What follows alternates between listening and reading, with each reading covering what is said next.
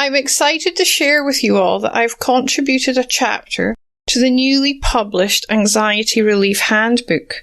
The handbook provides a unique window into 11 highly effective complementary therapies for you to sample on your quest to ease anxiety. The ebook is available on my website, happynurse.com.au/anxiety relief handbook. There are individuals who exist beyond the binary of male and female. Some of these individuals may have pronouns that are different than he or she. Pronouns are super, super important. And what we need to do is learn to normalize. You should never assume a person's pronoun. It's quite all right to ask them what their pronoun is. That person's going to appreciate that you asked them.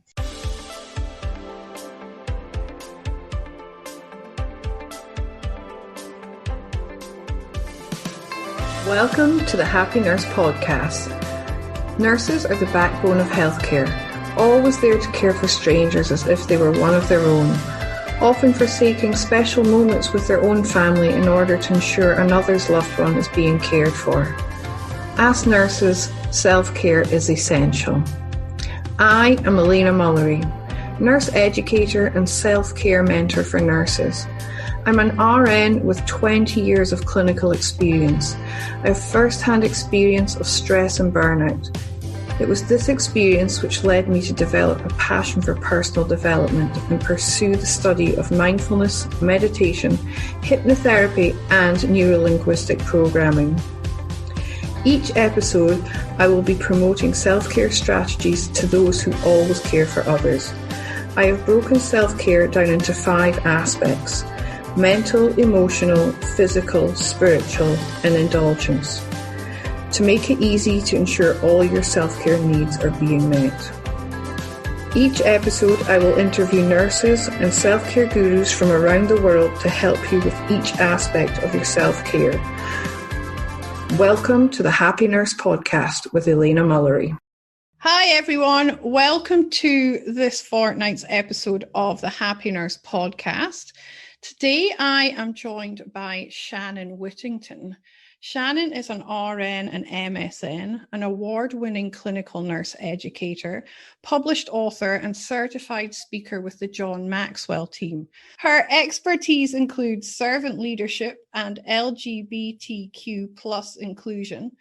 Shannon conducts corporate trainings and has presented virtually and live to various organisations and conferences across the nation, that being the USA, and delivering well-received presentations.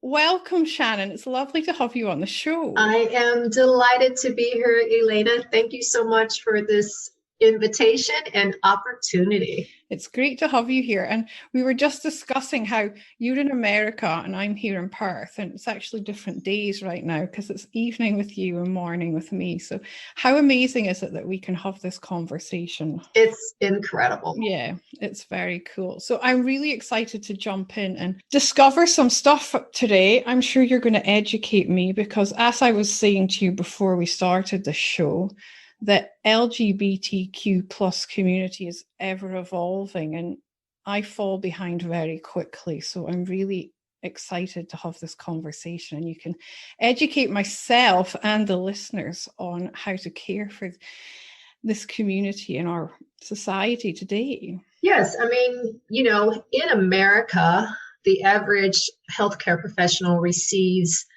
about 2.12 hours of education in LGBTQ+. I'm talking about nurses. Now, I get a new nursing student every semester from Ivy League to no league, and I ask them, and 9 times out of 10, they say, no, I did not get any education in this. And I was exactly the same. And, it's even more embarrassing because I'm gay myself, And I went through my entire undergraduate, graduate, now in my doctoral level. And this isn't talked about even today. It's the exception instead of the rule. So I want to normalize this across the country. That's my platform. That's my goal. That's what I want to leave this earth having done. So I'm happy to do a little bit of that with you today and the folks in Perth. Beautiful. Yeah, I think you hit the nail on the head there with normalize. It is time to normalize this and bring it in as an accepted part of the world that we live in now, because it still sometimes gets kind of put in the corner. It's like that elephant in the room, isn't it, almost? It is the elephant in the room, and I do a lot of trainings where I do corporate trainings, for organizations and for healthcare organizations, non-healthcare organizations, and the first thing I do is put an elephant up on the screen. Yeah. And I said, let's talk about this. Some of you want to be here, and some of you don't. Some of you have no problem with this population, and some of you have a big problem with this population.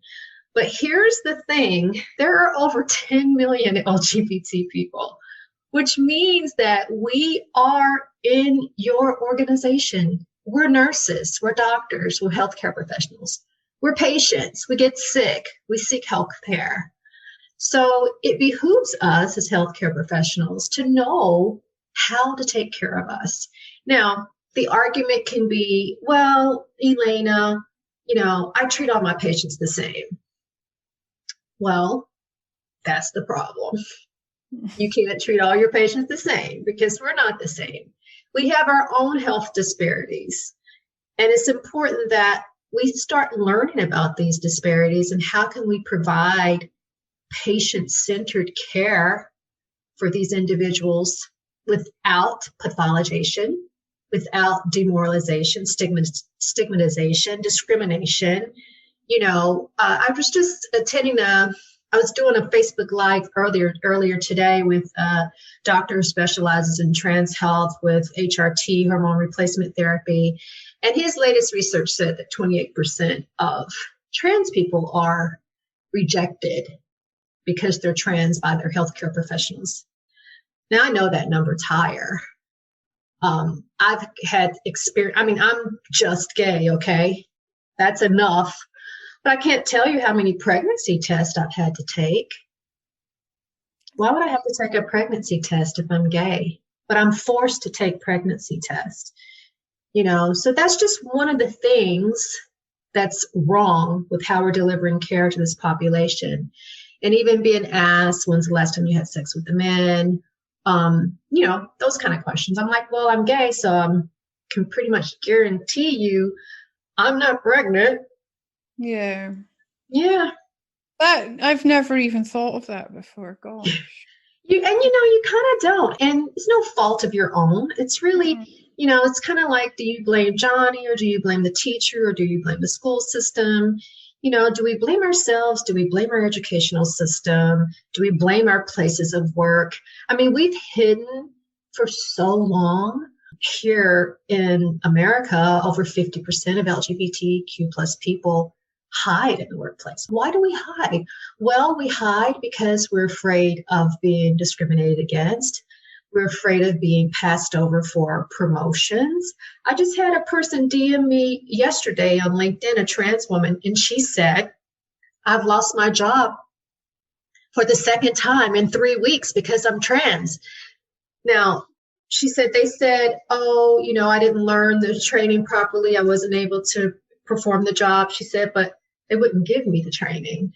So there was no way I could know how to do it if they didn't show me how. So, it's a long way to go. You were just telling me you all legalized same-sex marriages 2 years ago. Yeah, it's around about that. It's not that long ago. I know that for sure. That's not. But that's progress. Yeah. Elena, at least you did it. It wasn't that many years ago here. Yeah. In New York, no. I don't know if you know much about my model of self-care, but when I first started promoting self-care to nurses, I realized very quickly that it often gets associated with things like bubble baths and trips to the day spa. And actually, there is so much more to it. So I broke it down into a model, and I look at the mental, emotional, physical, spiritual, and indulgent aspects of our self-care so that we can have a holistic approach to it. Mm-hmm. What would be your idea of indulgent self-care? Besides the bubble baths? Yeah. What can be the bubble baths? Yeah. Listen, my mental is so important because I give, and we do this as nurses. It's just who we are. I give so much of myself, to my patients and through my clinicians, right? Because I don't patient face anymore, but I talk to trans patients all day, and I'm giving and supporting and empathizing. And then I'm supporting the nurses who maybe this is their first time taking care of a post-operative transgender patient who's just got a new vagina. They're a little bit nervous. They've never done it before. They took the training. They're eager to do it, but they're nervous. So I'm supporting them. And I do a lot of talks. I do a lot of speeches and things like what I'm doing now, which is like what I absolutely love. But what I find out is that after, like if I just give like a 1-hour speech or a 45-minute speech or do a webinar, afterwards, I'm exhausted. Like I feel like I've ran a marathon, which I've never done, probably will never do. Okay. And I realized that I have to do something that's going to nurture me and fill me back up, or else the next one that's scheduled for tomorrow or the next day, I'm going to be completely depleted. Yeah. So I have to spend time in introspection with myself. If I'm sleepy, I don't care what time it is, I'll take a nap. I don't try to force myself to stay awake because it's not the time to sleep.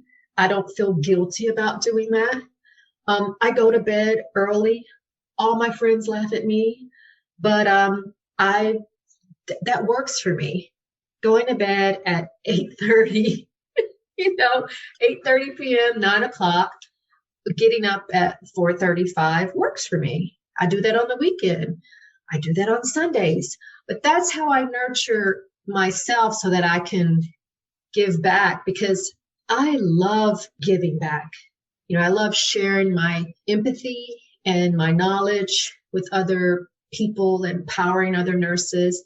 Clinical transformation, like it's just like I'm on crack. If I ever knew how that felt, that's how much joy it gives me, just how much of a high it gives me. So I realized I have to do those things. And then there's some days where I just do nothing. And I don't beat myself up about that either. Sometimes my wife wants me to watch a movie with her.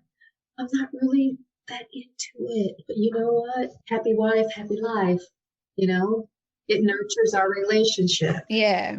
And that's awesome. It sounds like you've got really good boundaries and you know where they are. You're going to go to bed at 8:39. I'm exactly the same. I go to bed at the same time every night. I've got 2 young, energetic boys that the listeners all know about, and they're up at 5 every morning. So I need to be in bed at 8:30, 9 o'clock because, yeah. Oh, yes, you do. I just have a dog, and that's enough. Wow, energetic boys, they truly are. But it wasn't always like that. When I was younger, I let society dictate to me, how things should be. But once you get a certain age, you're like, listen, I'm doing what I need to do. Yeah, and if myself, it's looking after you, that's awesome. Because I know personally, if I don't get 8 hours quality sleep, I'm not a nice person. I'm grumpy, I'm irritable. So I'm being kind to everyone as well as myself by making sure I get enough sleep, because when I'm not sleeping well, I'm not the best version of myself. Exactly. No one is. No. So, yeah, that's awesome. You're incorporating lots of different aspects of the model into your indulgence. I like your model. Yeah, thank you. I just thought it was easier to break it down for people to understand rather than just think of, the day spa. Where that does, it serves us well, but it only lasts for a couple of days. And then we're back to where we started, feeling depleted because we're not putting the other strategies in place as well to support it. So, yeah, you got to do those other strategies. I will tell you though, like prior to COVID, I went for a facial every month. Nice. And I absolutely loved that. It was an 1.5-hour facial every month. I went religiously. I probably have so many things in my nose right now. My esthetician would scream if she saw it. But, it was just a way for me to nurture myself, and it made my skin feel good. I just felt good doing it. It was something for me. Yeah, definitely. And that's what's important. It's what brings you joy and lights you up and makes you feel nurtured and pampered, and celebrate you. We have to be our own biggest fans and celebrate and love ourselves. So true. You spoke a minute ago about COVID. I don't usually mention this, but I'm really intrigued because you said you live in New York. Uh-huh. Have you been involved in the unfolding of the pandemic there? Well, how should I answer? You know what? I'm just going to be completely honest with you. I was on the CERT team right at COVID for months, talking to COVID positive nurses and aides and family members who had died. It was, Gosh. I got redeployed because elective surgeries were canceled. So my job during the daytime is, teaching clinicians how to take care of trans patients after surgery. So that was completely shut down. And so I was on this CERT team. Let me tell you something. I was talking to sick people all day, every day, 8 hours, 5 days a week. And, my wife, everything was shut down. So my wife was like, babe, you got to go upstairs and do that. Like after a few days, she was like, I just can't. And I'd had to figure out a way not to kind of like what you say, don't bring it home with you. You leave your patients at the hospital. I had to figure out a way to separate that once I hung up that phone at 4:30. Because for the first couple of weeks, it was sucking the life out of me. The one story that I'll never forget is a young man who caught COVID, didn't know he had it, caught it from another aide who he relieved at this patient's house. Therefore, the patient caught COVID from the aide, and the patient died. And the aide said, I know I killed my patient. And he said, I'll never be able to forgive myself. He said, because my patient didn't go out.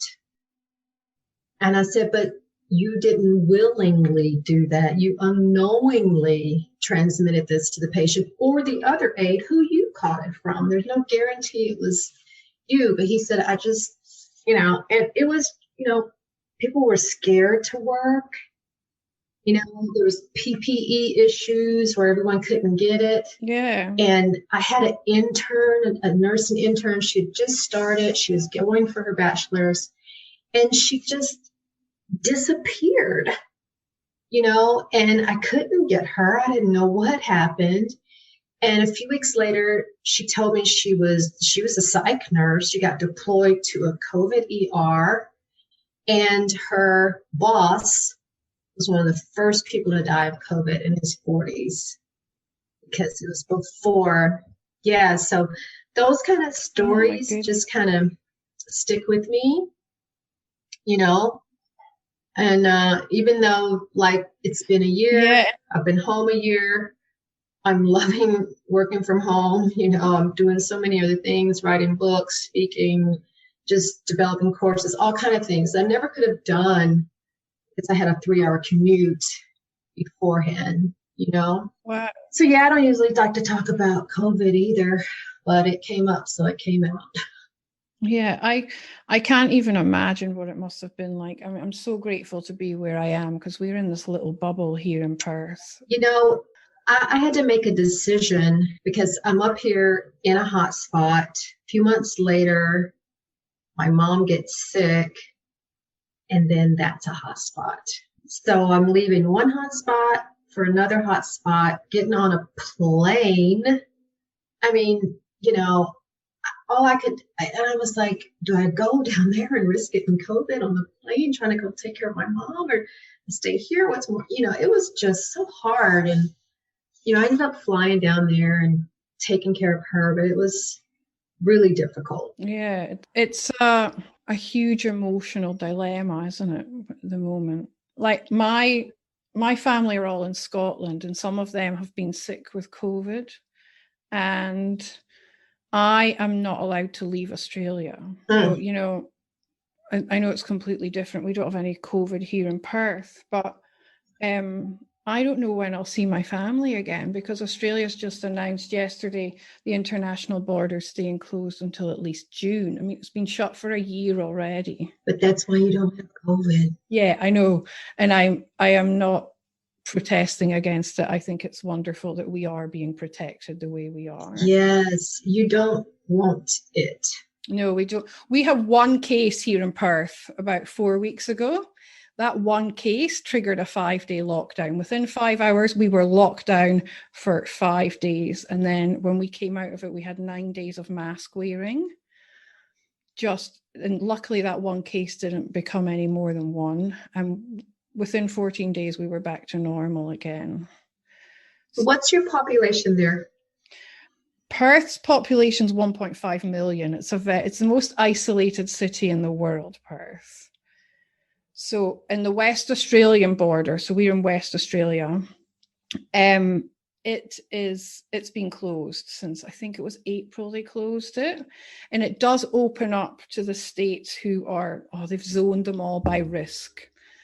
And we do open up when the other states are low risk, but the minute they get cases and move up into like medium risk, they shut the border to those specific states again. So yeah, they are keeping it very controlled here, which, looking out to the rest of the world and listening to my family back home, I'm very grateful to be in such a fortunate position right now. And listening to yourself, as healthcare providers, we're going out there with love in our hearts and compassion and doing what we can for our patients. So, hearing that story of your aide, I can't even imagine what that must feel like, because it was completely unwittingly done, but this is why we have to stay home and look after ourselves at the moment, isn't it? So we don't end up in situations like that. And, It is. We just drove to FedEx in the bank just about an hour ago, and I don't go out much at all,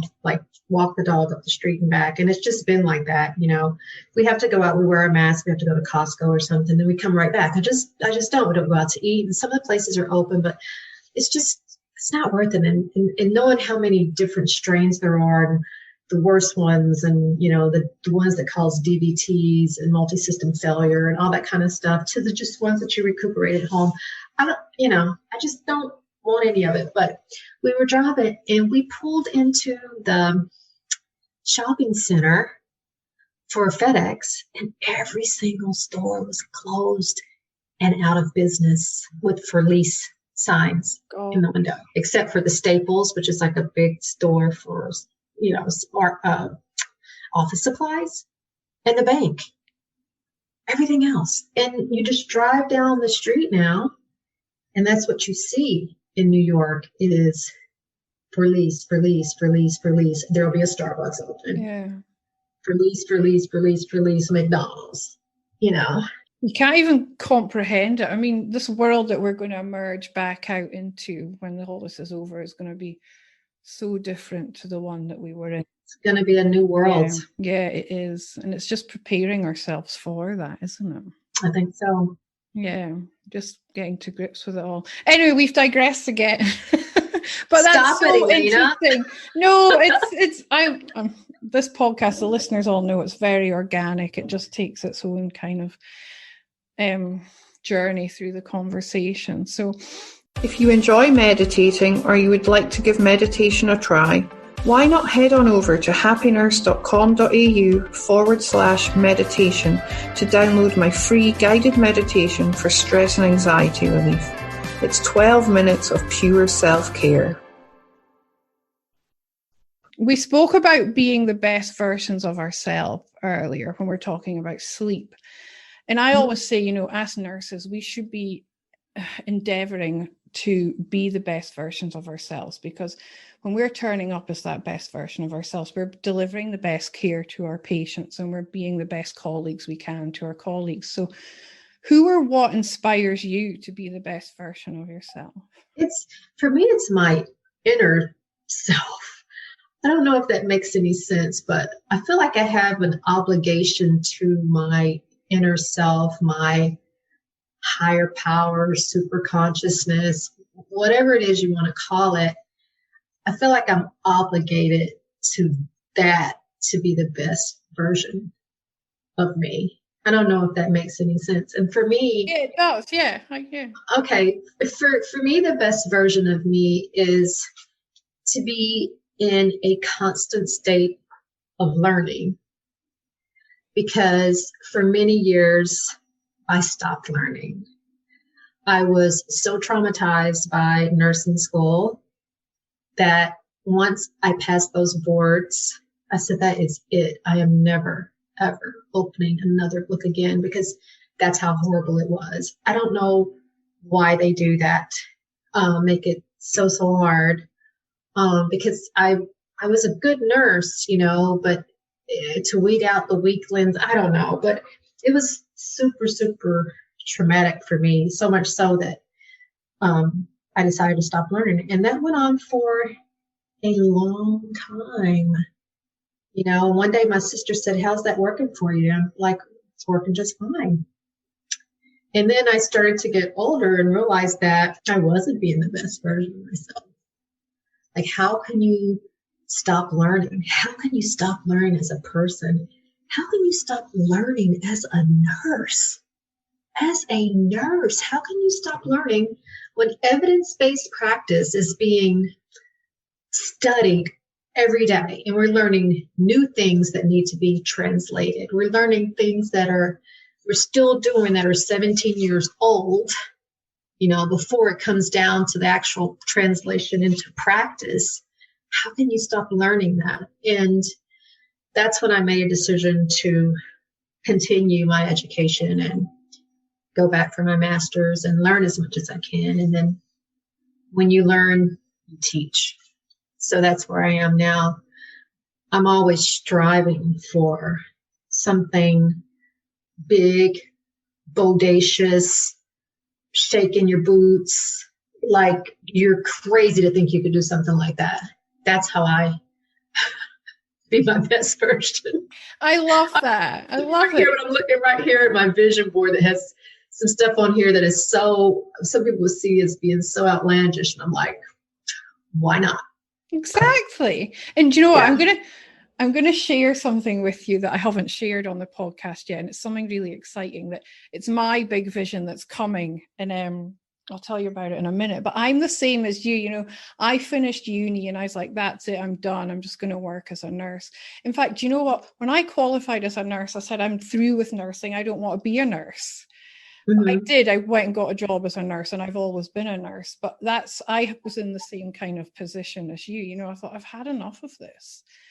And yeah, I then went off traveling, and, I met my now ex-husband, and we had a family. We moved overseas, but I was always curious. I'm always curious about everything, and questioning. And it was only after my first, my second burnout experience that spark was ignited in me, that there was a lot more going on, especially in my subconscious. And that's when I went on this path of exploring personal development and studying all the coaching stuff that I've studied. And, it took me down that path.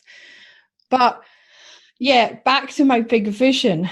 I was sharing with Shannon before we started. Tonight, I am doing Tony Robbins' Unleash the Power Within. So the next 4 nights, I'm going to be up all night doing that. And I did his pre-work back in January, and he was talking about a big, audacious goal, just like you were just talking about, Shannon. Uh-huh. So coming out of COVID, we've obviously got this huge crisis on our hands with the healthcare professionals, especially the nurses. And the podcast came about when COVID first hit, because I was consumed with guilt being here in Australia and being in this little bubble that I'm in, and listening to all my colleagues back home and what they were facing. And, I thought, I was trained by the NHS. I thought, do I get on a plane and go back to the UK and help out? But the reality is I've got 2 children here who need their mom, and I co-parent with their dad. So, I couldn't go. And the podcast was my kind of idea to help them. So I thought, if I can promote self-care and help them with their mental health through this, then I feel like I'm making some kind of contribution. But my big audacious goal is, there's 29 million nurses in the world. I want to try and get the podcast to 1 million nurses by the end of the year, just so that I can help them. Okay, that's a great goal. And by the time you finish Anthony Robbins' class in 4 days, I'm sure that number is going to be 5 or 10 or 29 million. Yes, it will be. Yeah. And why can't you, Elena? Yeah, I know. Very true, Shannon. You know, there's no reason why you can't get this podcast to 1 million, 10 million, 29 million nurses. Nurses' mental health is suffering. Okay. It was suffering before COVID. Okay. We're, here in America, our billing falls under the room charge. Okay. That's where nursing falls on your bill, under the room charge. That's how much power we have. How does that make us feel? Not so hot. That would be the same here, actually, I imagine, because it'll come under the hospital stay. Yeah. Yes. Yet there are many of us who are scholars now, running our own businesses. We have our doctorate degrees. We're doing all kinds of things, from being consultants, expert witnesses, authors, speakers, podcast hosts, bloggers, more than bedside, because bedside is so important. We know that every nurse needs her experience and needs to get her feet wet by the bedside. No doubt about it. But there's so many other ways that we can branch off into multiple businesses, and I think that, mental health is starting to become more of a focus in general. More and more people are talking about it. It's not like the silent killer so much anymore. So that's great, but we need it, with the focus on financials, value-based systems now, value-based payment systems, and shared risk, and, all of that kind of stuff. It kind of takes out some of the benevolence of nursing, and if you want to kill a nurse's passion more than anything in your organization, start talking finances, and you'll kill their drive right there. Now, we know that's needed. We know we have to get paid. We know we need our jobs, and we want to give efficient care. We want to give the best care. We want to give it at the best price for the best outcomes. We know that. Intellectually, we know that. But for us, we're very client and patient centered before the other stuff, So there's no reason why you can't do that. I challenge you to tell me what that number is after your 4 days with Anthony Robbins. And I think your listeners will be very interested to know also. Bet you anything in the next few, episodes, you're going to be like, by the way, I'll keep you posted after my immersion this weekend with Tony Robbins. If it makes you feel like super nervous to just speak it, like I've never shared this before, I can't believe I'm going to say this, that's the goal. Yeah, okay. I will keep you posted. I can't wait to hear. Yeah. But yeah, as she said, the mental health aspect, it's so important. And there's some stats from before COVID, burnout in some areas was as high as 80%. And that's before all this happened. So, we've got this huge, it's another elephant in the room, isn't it? It is. Because nobody really wants to address the fact that nurses are burning out. So it's a big exodus too of nurses, who are retiring early, just leaving the profession because they're like, I can't do it anymore. And the fear, I can't imagine, but then I kind of can imagine. Like, I sort of say, I can't imagine graduating school, going right into a COVID unit, which is what these nurses are doing. But when I graduated, it was the AIDS crisis. And I remember being scared to death to take care of an AIDS patient. I remember my very first AIDS patient. I remember her name. I remember what room she was in. I remember getting peritoneal dialysis fluid on my forearm, my left forearm. And I remember going into the scrub room and scrubbing my arm nearly raw with the betadine scrub. And I also remember not telling a single soul. Yeah, I was more your era as well with the AIDS crisis. And I remember being very scared of it. I remember scrubbing for a bilateral hip replacement on an AIDS patient, and I was just so terrified. Yeah. And it's the naivety, is it? Yeah. And I mean, you understand you've got the transmission, it's a different route of transmission, but it's still a method of transmission that you could catch it, just like with COVID method of transmission. So you can have death with, at that time for sure, because they sure didn't know how to regulate the meds at that time. Yeah. So, and the thing about COVID now, though, in the hospital, you're exposed to the most lethal, strains because they're there. They're the ones that are there. I know the fear that I have. And when we closed the other week, when we went into lockdown, they were still doing level 1 and emergency level 2 surgery. So where I work, we're still doing some emergency level 2. And I work in recovery. So obviously I'm removing LMAs from patients, and you're aerosolizing whatever is in there. And although we're in this situation we are here, we were in a lockdown because there was potentially an outbreak. And I remember just that week how scared I was and having to wear all that PPE again, and because you're in that aerosol generating environment. So yeah, it's scary. And that's even us, seasoned nurses like ourselves. We just don't know. And it's that unknown. It creates a massive fear, I think. Yeah, it really does. Yeah. It's the same when, we do holding bay and patients come down and they're absolutely terrified of going under anesthetic. And I always say, it's all right. It's the unknown, and it's normal to be scared of that. It's a normal human response to it. So it really is. Yeah.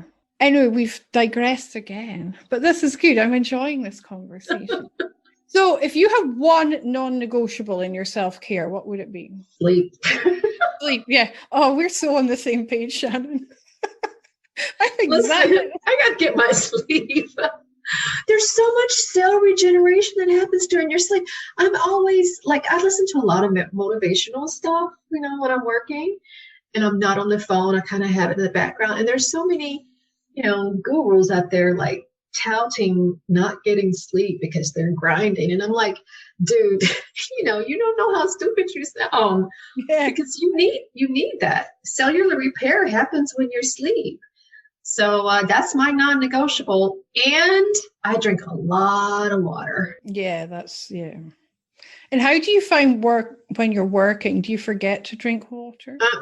I first of all, my area is right by the water fountain. I have that big, ginormous thing, and I fill it up 2 or 3 times a day while I'm at work. And I'm really up to the bathroom every 2 hours. It's just part of it. And I don't know. People might think I have urinary frequency. I don't care. No, you're I also have very hydrated skin. Your cells are happy.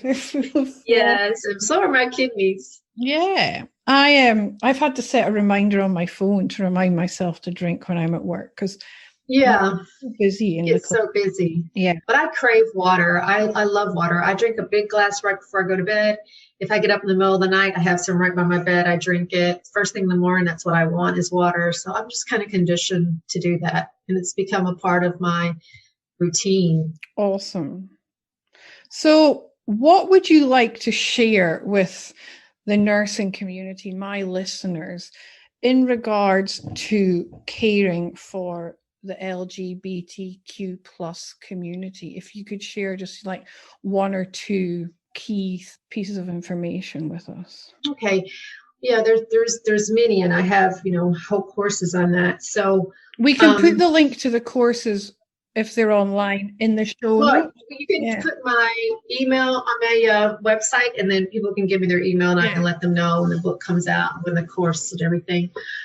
But one thing that's really important is when you're dealing with this population, there are individuals who exist beyond the binary of male and female. These are called non-binary people, gender non-conforming people, transgender people.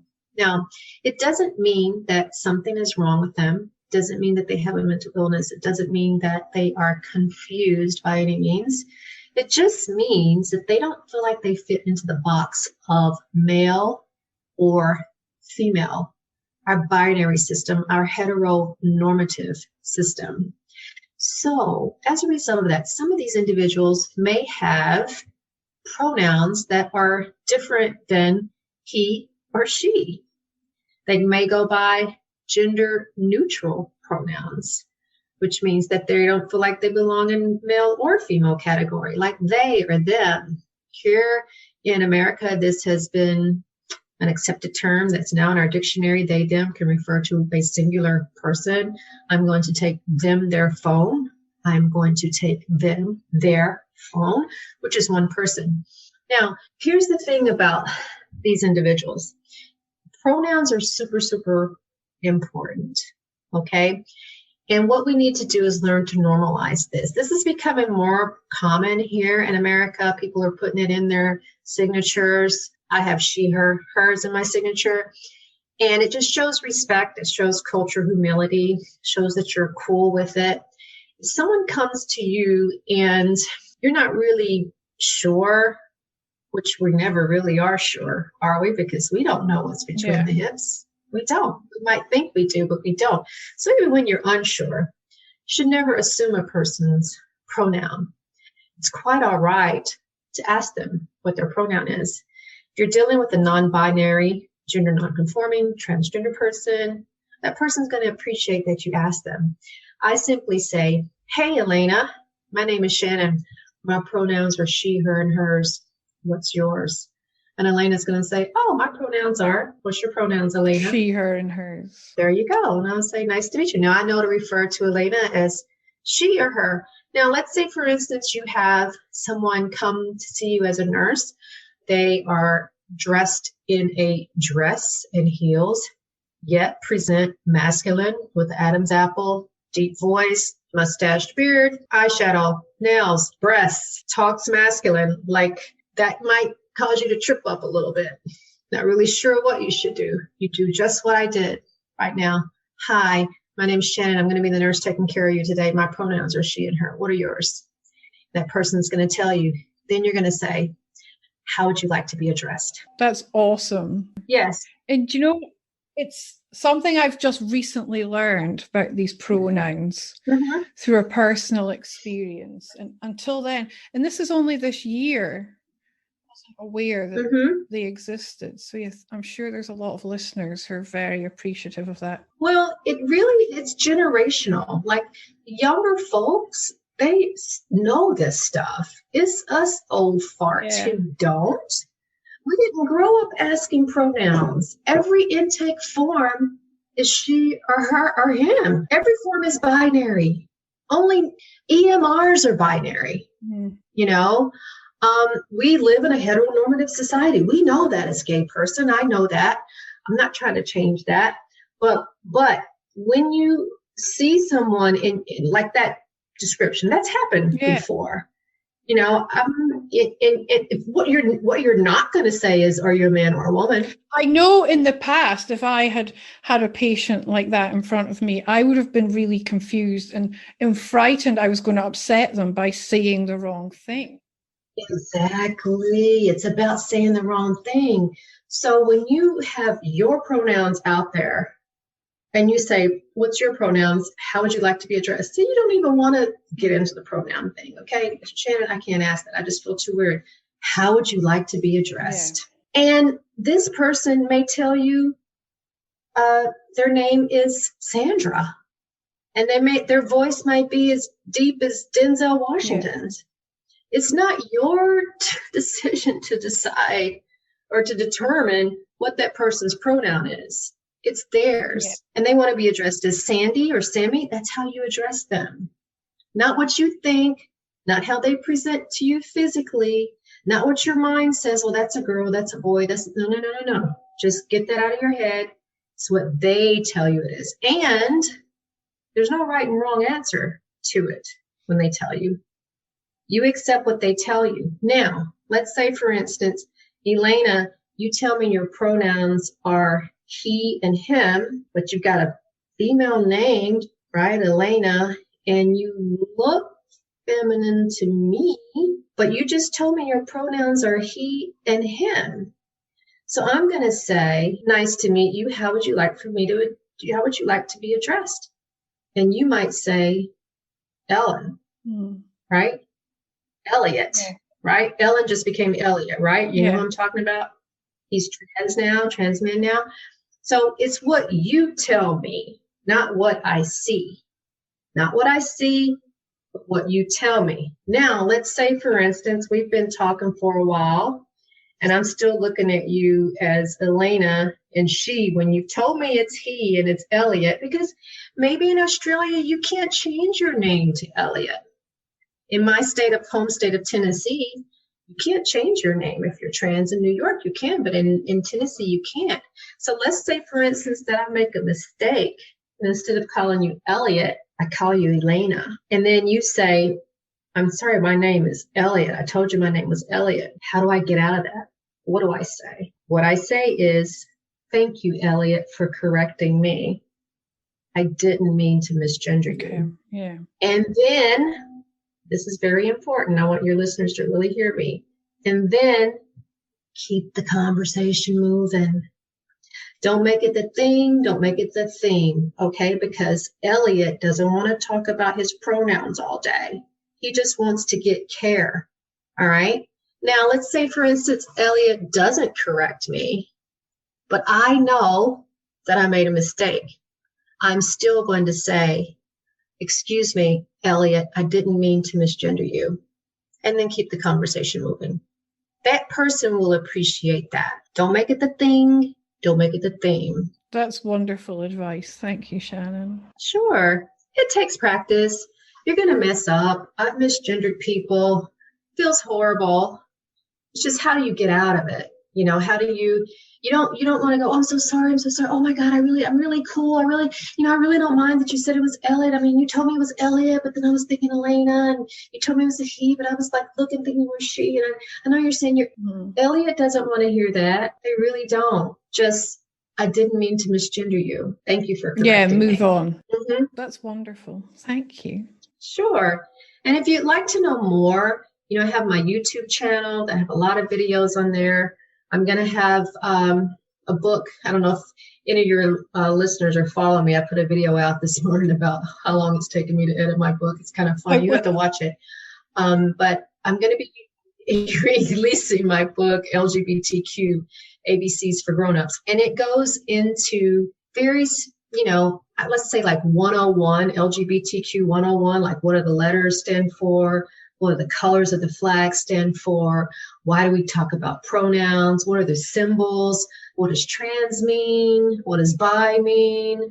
What does this new terminology mean? And it goes into what you can do to be an ally or an advocate for this population. It's really simple stuff. It's a really quick read. And I'm going to be offering, a free audio version. So if your listeners want to send me their email, I can put them on the list for pre-sale and let them know when it's coming out. That'd be wonderful. Thank you. And I'd love to get a copy of it too, because, as an old seasoned nurse, we didn't learn about this back in the 90s when I was studying. And as you say, it's all evidence-based practice, and we should be current and up to date. So I think this is an amazing resource for any of us who are unsure about what it all means. Like you said, some people don't even know what the letters stand for. So yeah, what a fabulous resource you're offering. Thank you for bringing that to the world and to the nurses, because we are the ones at the point of care looking after this community. Exactly. I really appreciate the opportunity to be here today and to talk with you, Elena. It's been wonderful talking to folks in the Down Under. But actually, it's going to be pretty soon that we're going to be talking like internationally, because Elena's podcast is going to reach millions of nurses. It sure is. It's already in the UK and the US as well, because I'm part of the Health Podcast Network, so it goes out there. Oh, that's fantastic. Yeah. That is fantastic. So yeah, they're jumping on board to help me with my mission. Thank you to Dan at the network. Hi, Dan. Yeah, we will reach 1 million nurses, probably more after my weekend with Tony. So yes, that's a guarantee. It's been an absolute pleasure speaking to you, Shannon. Thank you so much for your time, and I look forward to speaking to you again soon. Thank you so much, and thank you everyone for listening today. Thank you for listening to the Happy Nurse podcast. If you've enjoyed today's content and would like to join the Happy Nurse community, head over to Facebook and check out the Happy Nurse AU Facebook page and request to join the Happy Nurse community. Also, check out happynurse.com.au for access to free downloads and subscription to my blog. See you soon, and in the meantime, remember to always offer yourself the same compassion that you so freely give to others. I'm excited to share with you all that I've contributed a chapter to the newly published Anxiety Relief Handbook. The handbook provides a unique window into 11 highly effective complementary therapies for you to sample on your quest to ease anxiety. The ebook is available on my website, happynurse.com.au/anxiety relief handbook.